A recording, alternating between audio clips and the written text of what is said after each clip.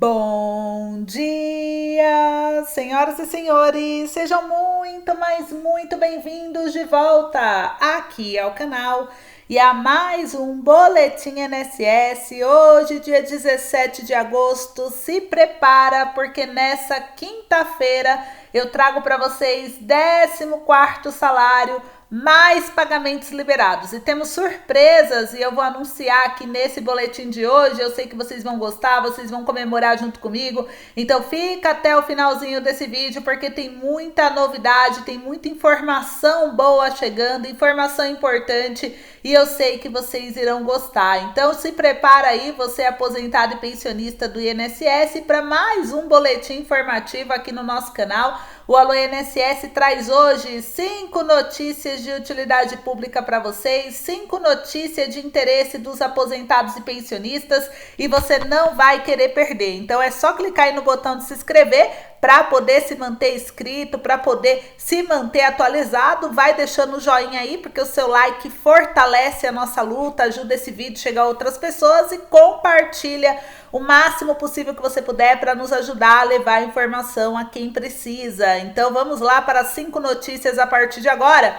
Eu também quero aproveitar para convidar você a seguir a nossa página no Facebook. O Alô INSS está nas principais redes sociais, pronto para levar a informação onde você estiver. E lá no Facebook a gente tem um grupo de apoio para tirar dúvidas. Você consegue acompanhar outras notícias relacionadas à Previdência Social. Então eu espero vocês por lá também, ok? E sem mais demora, vamos direto ao ponto. Quem precisar sair das dívidas, quer aprender a como sair das dívidas, eu tenho um desafio para você. Um desafio aqui, inclusive, para que você já tenha mais de R$ 1.000 guardado em 52 semanas. É isso mesmo, 52 semanas você ter mais de R$ 1.000 guardado. É um desafio que a gente colocou dentro desse curso, ensinando você a fazer isso. Não importa quanto você ganha, você vai conseguir completar o desafio, porque a gente vai ensinar e vai te ajudar a criar uma meta de economia, a organizar suas finanças, a como quitar suas dívidas e a como juntar esse dinheiro. 52 semanas, hein, pessoal? E quem não gostar do curso, você tem aí 7 dias para você testar, olhar, né, conhecer e ver se você gosta ou não, se você é dentro das suas expectativas ou não. E aí, se você não gostar, não tem problema nenhum. O que vale é a sua satisfação. A gente devolve seu dinheiro, tá? Até mesmo porque é um curso barato, menos de R$ 100. Então não pesa pra ninguém. O link tá aí na descrição do vídeo, no primeiro comentário. E a charada do dia de hoje foi enviado por nosso querido inscrito, o Zenato Martins. Zenato, tudo bem com você, meu querido? Um beijo grande, obrigada pelo carinho, pela audiência, pela companhia e pela charada. O Zenato Martins, ele é inscrito do Alô INSS, ele sabe da importância da charada, porque a charada não é só entretenimento, charada é qualidade de vida e já foi provado cientificamente que esse tipo de exercício ajuda a estimular a mente, prevenindo mal de doenças mentais como o próprio Alzheimer. Então participe por você, gente. Vamos fazer aí pela sua saúde e também faça como o Zenato Martins fez. Deixe sua charada aí nos comentários, porque ela pode ajudar outras pessoas. Você pode ajudar muita gente. Escreva a charada nos comentários, coloque ela e deixe a resposta junto. Quem sabe amanhã é a sua charada sendo selecionada. Será? Eu espero que sim. Vamos ver se a gente acerta do Zenato? O que é o que é? Tinha 4 laranjas. Encontrei 2 pais e 2 filhos. E para cada um eu dei uma laranja. E sobrou uma laranja que eu chupei. Por que sobrou uma laranja? Olha só, tinha 4 laranjas, encontrei 2 pais e 2 filhos. E para cada um eu dei uma laranja. E sobrou uma laranja que eu chupei. Por que sobrou uma laranja? Responde para mim, já vou trazer a resposta. Enquanto isso, vamos falar do mínimo para 2024, porque tenho novidades para vocês. O governo atual do presidente Luiz Inácio Lula da Silva prevê que o salário mínimo de 2024 seja de R$ 1.421. Isso segundo interlocutores da base governistas ouvidos pela Folha de São Paulo. E o valor permanece em linha com a fórmula de correção da atual política de valorização.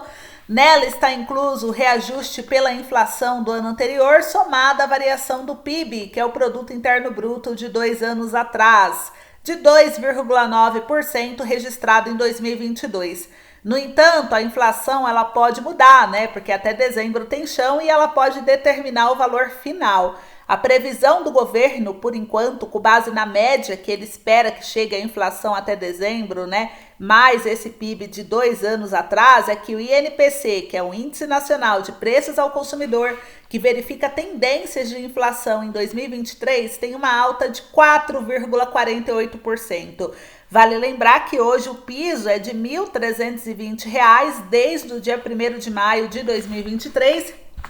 E caso confirmado esse formato, vocês teriam uma alta de R$ 101 ou 7,65%, o que ajudaria um pouquinho mais, né, as pessoas, mesmo ainda não sendo o ideal, porque tá longe de ser o ideal, né? Então, o salário passaria a mais de R$ 1.420, né? Ele pode chegar a 1.421, entre 1.421 a R$ 1.460 já no próximo ano, com base, né, nessa projeção que o governo fez. E se valer, gente, o mínimo vai ser R$ 1.421 aí, pelo menos é o que se espera, tá? Então, essa previsão foi anunciada pelo governo federal, é importante vocês saberem, pois a maioria dos aposentados e pensionistas recebem um salário mínimo.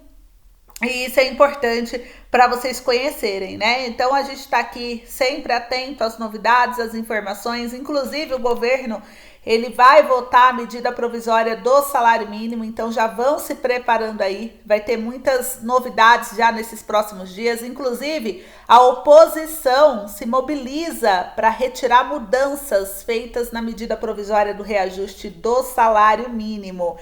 Gente, o Arthur Lira, inclusive, disse que a medida provisória do salário mínimo desse ano teve mudanças fora do previsto e ainda não chegou na Câmara. E aí, olha o que aconteceu, né? O líder do PL, o senador Carlos Portinho, do Rio de Janeiro, ele defende a derrubada de mudanças feitas à medida provisória que trata do reajuste do salário mínimo, que é a medida provisória 1172 de 2023.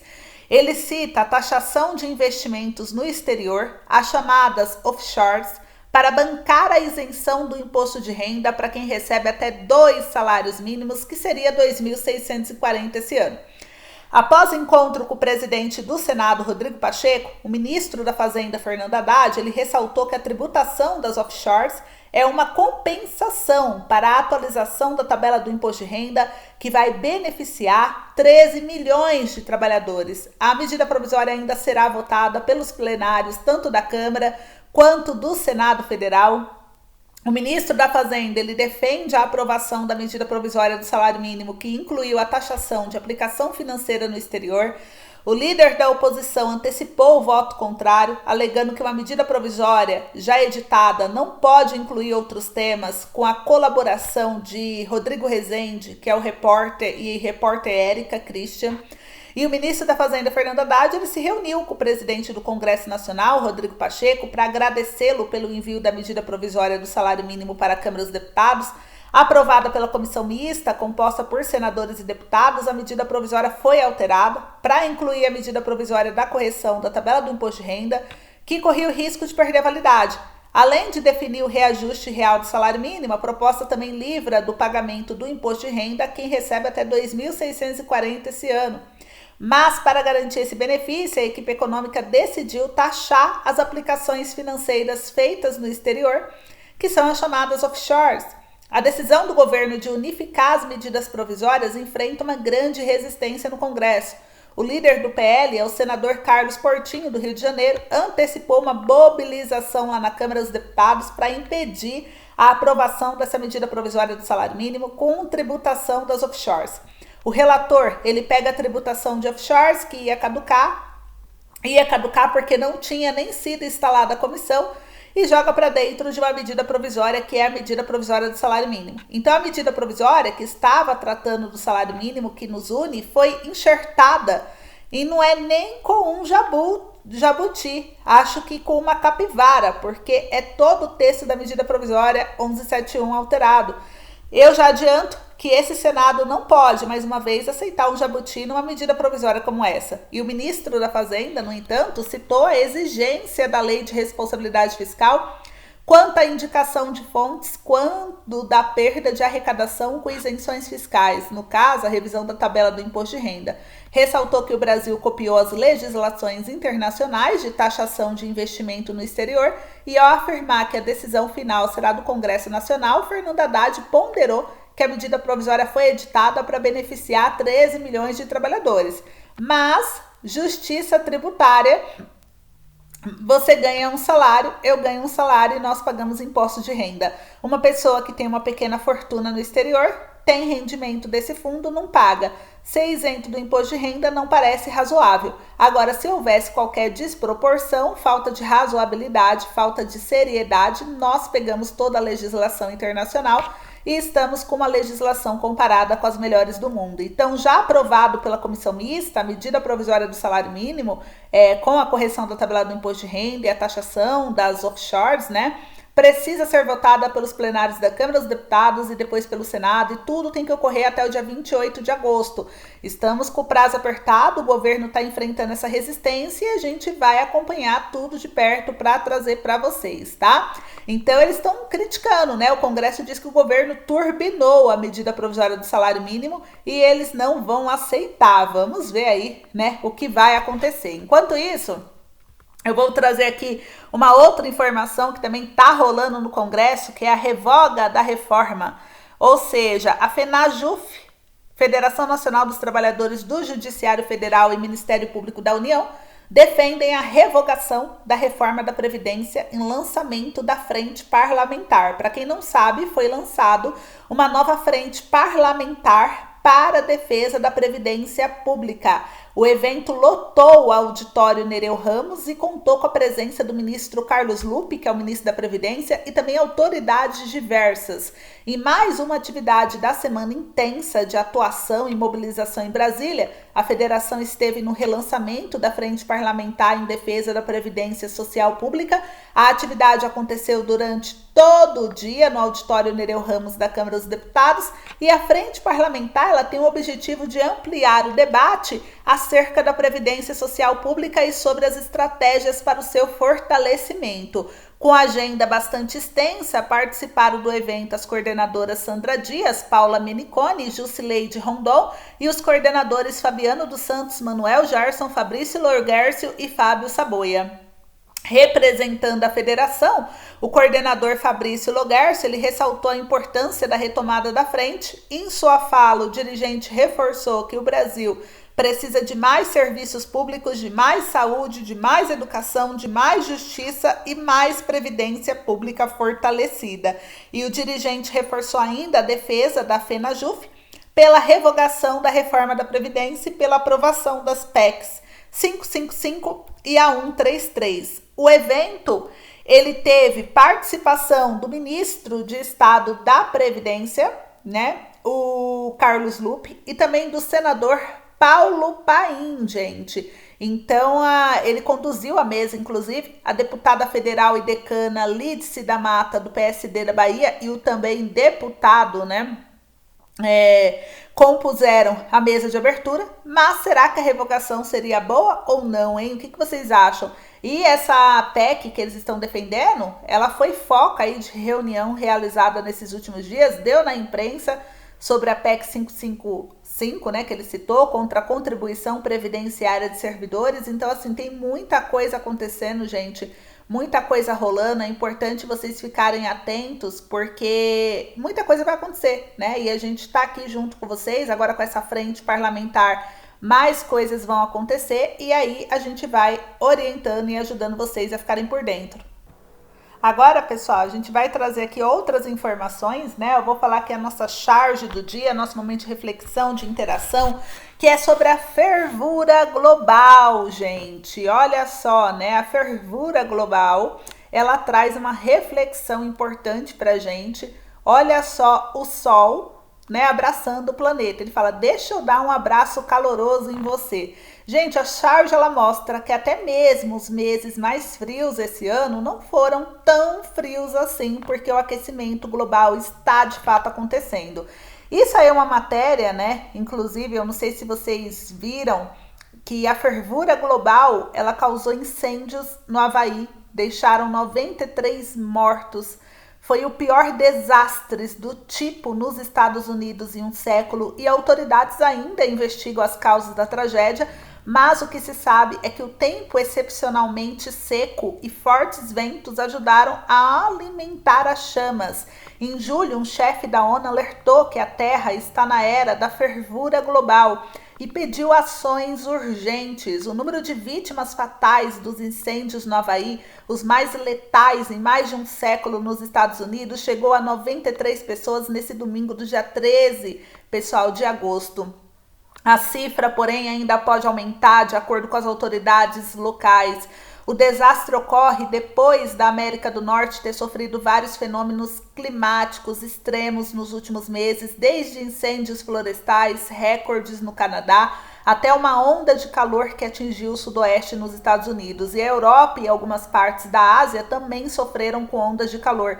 Inundações, grandes incêndios. Os cientistas dizem que a mudança climática causada pela ação do homem agrava os desastres naturais, tornando-os mais comuns e letais. Abre aspas, a era da fervura global chegou, fecha aspas, afirmou em julho o secretário-geral da ONU, Antônio Guterres, depois da confirmação que as 3 primeiras semanas do mês foram as mais quentes já registradas. No Havaí, as causas exatas das chamas ainda são desconhecidas, mas o que se sabe é que o tempo excepcionalmente seco e fortes ventos na região ajudaram a alimentar esse fogo e a deixar a vegetação da ilha de Maui altamente inflamável. Segundo dados do governo dos Estados Unidos, cerca de 14% do estado do Havaí está enfrentando uma seca severa ou moderada, o que traz condições bastante propícias para os incêndios florestais. E pesquisadores também constataram que o Havaí está recebendo apenas uma fração da chuva que recebia há um século, cerca de 10%, e desde 2008 a região vem enfrentando um período notavelmente seco. Então a gente vê que essa mudança climática geralmente não inicia os incêndios, mas os intensifica, aumentando a área que queimam e tornando-os muito mais perigosos. Escreveu em uma rede social a professora Catarine, uma das principais vozes da ciência do clima. Então, gente, chegou a era da fervura global. Os gráficos mostram oceanos com febre, recordes de calor e gelo derretendo, tudo isso agora. O G1 recolheu dados e ouviu cientistas essa semana que estudam a atmosfera, os oceanos, o clima da Terra, para explicar episódios recentes que confirmam que vivemos em um estado de emergência climática. Em uma sequência com 6 gráficos e mapas, o G1 mostrou um retrato do atual momento da crise do clima. As linhas ou cores das ilustrações gritam que vivemos hoje a emergência climática, uma era de fervura global, como definiu o secretário-geral da ONU, igual eu expliquei, né? E nunca antes o mundo viveu uma situação com tanto gás carbônico acumulado na atmosfera, uma sequência tão longa de recordes diários de calor, oceanos tão febris com recordes sucessivos de temperatura na água, diminuição das extensões da camada de gelo da Antártica e do Ártico, e para finalizar, um El Niño atípico que deixa os mapas dos oceanos ainda mais vermelhos. E além de apresentar os gráficos, o G1 buscou especialistas e dados de entidades para explicar o contexto de cada um desses capítulos da emergência climática e as perspectivas que não são boas e exigem ações urgentes, né? Então, o ponto de partida, por que falamos em aquecimento global? Por que essa charge hoje traz essa reflexão? Porque precisamos entender que a ciência ela é clara, gente. O aquecimento global é causado pelos gases de efeito estufa que retêm o calor do nosso Sol na atmosfera. Esses gases, como o CO2, né, que é o gás carbônico, são liberados quando queimamos combustíveis fósseis como carvão, petróleo, algo que não fazíamos antes da Revolução Industrial, pelo menos em larga escala. Desde então, a quantidade de CO2 na atmosfera aumentou mais de 50% e continua crescendo. Como consequência disso, o aquecimento global está fazendo o nosso planeta ficar mais quente, o que por sua vez está causando uma série de problemas e intensificando fenômenos naturais como incêndios, secas, tempestades que estamos vendo cada vez mais pelo mundo, e por isso é necessário reduzir as emissões desses gases. Acontece que, como explica o climatologista Carlos Nobre, um dos principais especialistas em mudanças climáticas do mundo, a capacidade de remoção do gás carbônico da atmosfera pelas florestas e oceanos está diminuindo cada vez mais. E se a capacidade de remoção do gás carbônico da atmosfera pelas florestas e oceanos continuar diminuindo, será necessário reduzir as emissões de gases ainda mais rapidamente, e de mês mais quentes já registrados, né? Com todo esse aumento das emissões, não tem outra. Desde o início de julho, temos presenciado a quebra constante dos registros históricos de temperatura, uma sequência de novos recordes para os dias mais quentes já registrados. No decorrer da primeira semana do mês em particular, testemunhamos 3 marcos significativos serem superados. Dia 3 de julho, a média global de temperatura alcançou 17,01, ultrapassando assim a marca estabelecida em 2016, que era 16,92, valor que também foi alcançado em 2022. Contudo, esse recorde durou pouco, pois já no dia subsequente, 4 de julho, a temperatura média global atingiu um novo pico, registrando 17,18. A sequência de superação de recordes prosseguiu no dia 6 de julho, quando a temperatura média alcançou 17,23. E no Brasil, mesmo em grande parte do país, durante o inverno, a situação também não foi diferente, tomando como base a média histórica de 91 a 2020 das temperaturas médias observadas nas estações meteorológicas do Instituto Nacional de Meteorologia. Em todo o país, no mês de julho, a temperatura média foi de 21,93 graus, né?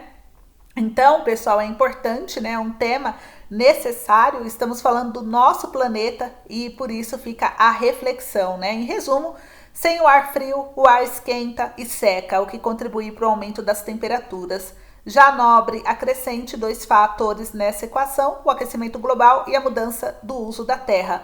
O El Niño está aquecendo as águas do Pacífico, o que por sua vez está causando o derretimento das neves nos Andes. O aquecimento global também está fazendo com que as temperaturas subam, e a mudança do uso da terra está removendo árvores e outras plantas que ajudam a regular o clima.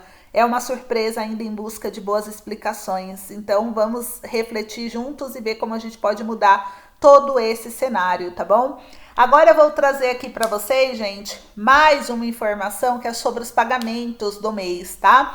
Quem recebe benefício até um salário mínimo, por exemplo, do dia 25 de agosto a 8 de setembro, estarão recebendo o salário do mês de agosto. Já o pessoal que recebe acima de um salário mínimo começa a liberar a partir do dia 1º de setembro e vai até o dia 8 de setembro, de acordo com o final do NIS. Todo mundo já está enxergando o extrato de pagamento ou ainda não? Vão comentando aí para mim, que eu quero saber. Vão comentando aí, porque olha só, né? Muita gente mesmo está aí dizendo que não enxerga o extrato. Quem não enxerga o extrato de pagamento não precisa se preocupar ainda, porque até semana que vem você vai enxergar. É só semana que vem, no final da semana que vem, que começa a liberação. Então fiquem tranquilos, tá? Fiquem tranquilos que vai dar tudo certo, vocês vão conseguir aí enxergar, né, o pagamento de vocês. Por enquanto tá tudo normal, não teve nenhum problema aí pelo INSS, pelo menos ainda não divulgaram nenhum problema, então não tem motivos para se preocupar por enquanto, tá bom? E agora eu quero falar para quem é aposentado, pensionista do INSS e precisa de dinheiro na mão. Você precisa de empréstimo consignado? Chama o Alô INSS. A nossa equipe está intermediando o contrato de empréstimo dos aposentados, dos pensionistas, dos servidores e também do BPC Loas. Inclusive, um recado rápido para o BPC. Quem digitou, né, há mais de um mês a proposta aqui com a gente pelo Banco Pan, existe alguns casos que o Banco Pan irá cancelar automaticamente essa proposta. Isso porque o banco falou que está ocorrendo algumas inconsistências no sistema, gente. Talvez por estar muito tempo na esteira e o INSS ter demorado demais para começar a verbar, né?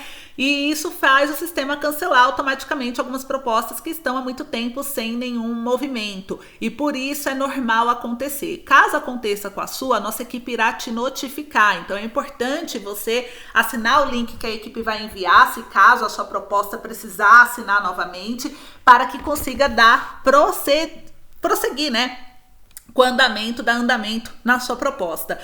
Quem a nossa equipe não falar para assinar é porque não precisa, tá tudo certo, tá em análise, é aguardar. Começa dia 25 de agosto a averbação por parte do INSS. Então a nossa equipe já está avisando aí o pessoal que vai ter proposta cancelada, que o banco está notificando, para que vocês fiquem tranquilos e já saibam os procedimentos a seguirem, tá?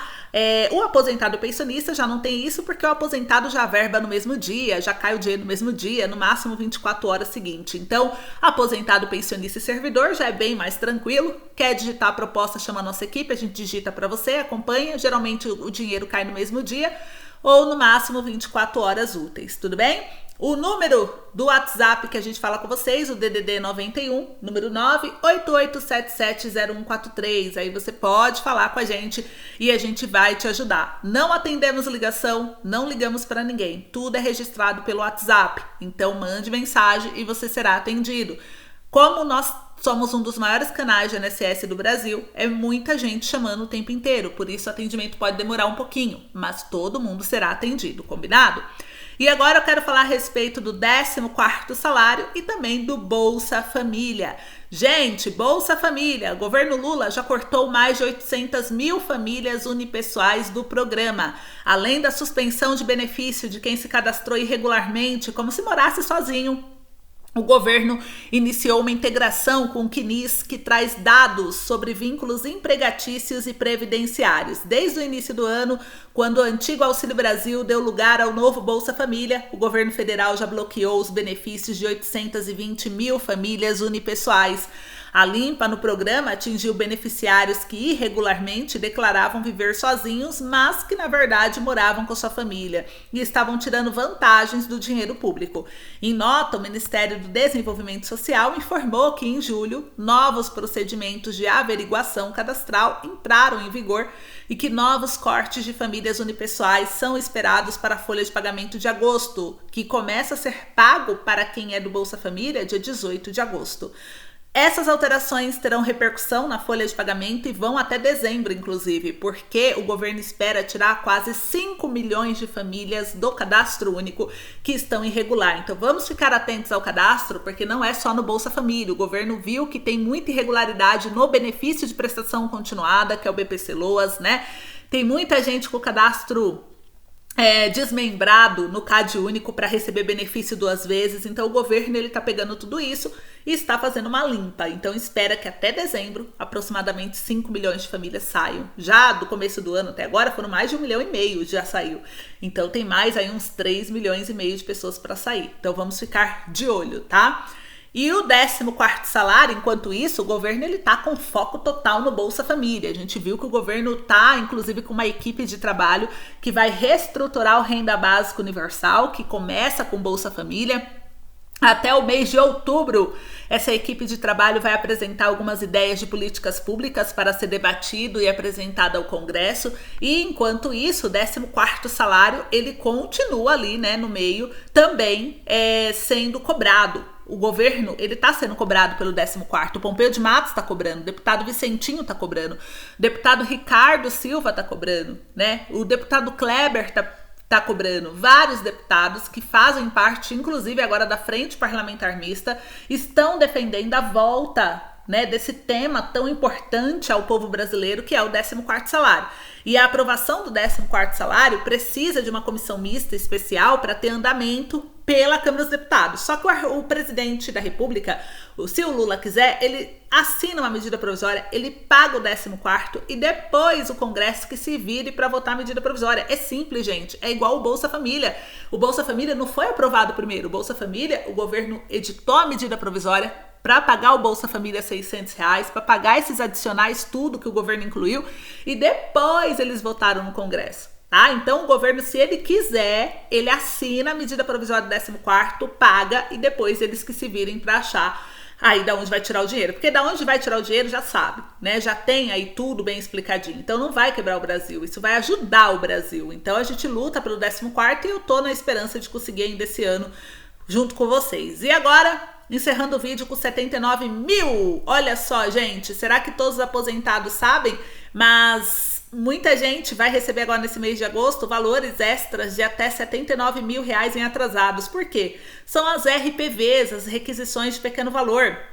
E o INSS vai pagar 1,6 bilhão de reais em atrasados a mais de 102 mil beneficiários do INSS que ganharam a ação contra a Previdência na Justiça, e o juiz emitiu ordem de pagamento em junho desse ano. Então agora chegou agosto, chegou o mês de pagamento. Até o final do mês vocês terão esse dinheiro e vocês poderão sacar na conta judicial que foi aberta pelo juiz, né, que julgou o seu caso. E lá na ordem de pagamento vai ter qual é o banco, se é Caixa, se é Banco do Brasil, que são os únicos dois bancos utilizados pelos juízes para pagamento. E a RPV, ela é requisição de pequeno valor, ela equivale até 60 salários mínimos, por isso que dá até 79 mil reais, tá? Então, uma grande surpresa na conta para vocês aí. Que surpresa boa, hein? Muita gente vai pegar, mais de 100 mil pessoas, é muita gente, eu fico feliz.